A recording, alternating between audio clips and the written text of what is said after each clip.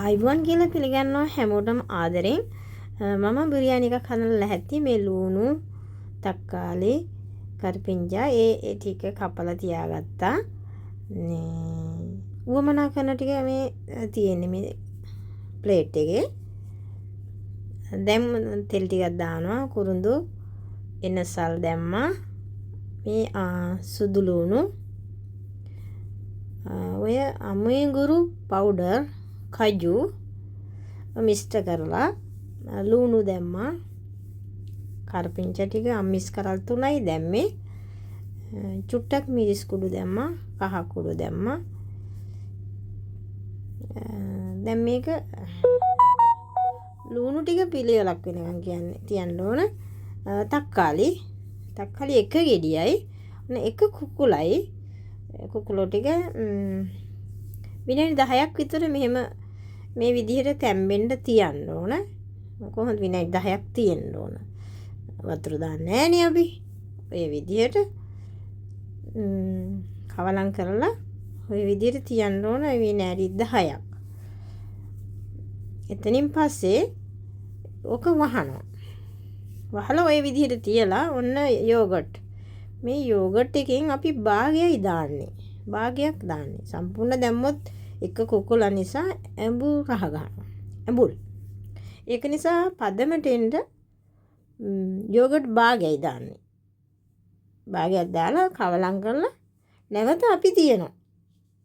නැවත මේක තවත් විනාඩි 10ක් තියනවා.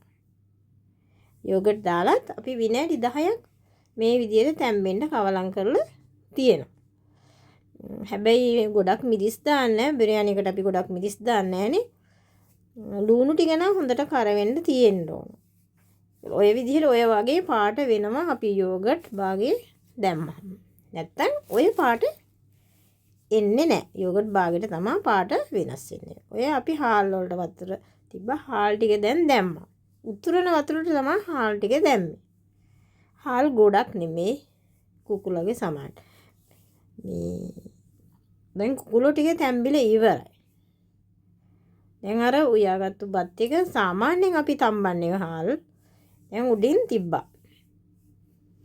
උඩින් හිමීට අපි හැන්ද තියාගෙන යනවා. මේක පිළිවෙලකට මේ කවලම් කරන්නේ නැතුව ඔය විදිහට උඩින් හැබැයි බත තැම්බිලා නෑ ගොඩක්. අර රස්නෙන් තමා ගින්දර වහලත් නෑ අපි. කුකුලෝ කිංගේ ඒ තැම්බෙන කුකුලෝ ගින්දර වහලා නෑ. හොඳේ. අඩු ගින්නෙන් තමා තියලා තියෙන්නේ.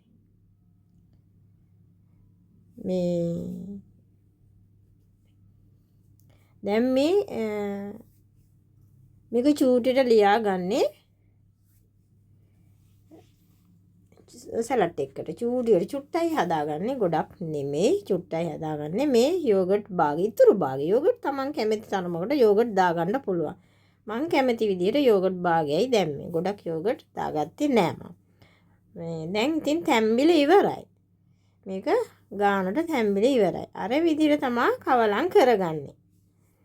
හරිම රසයි, හරිම සුවඳයි. හදලා බලන්න මේ විදිහට හරිම පිළිවෙලක් වෙනවා.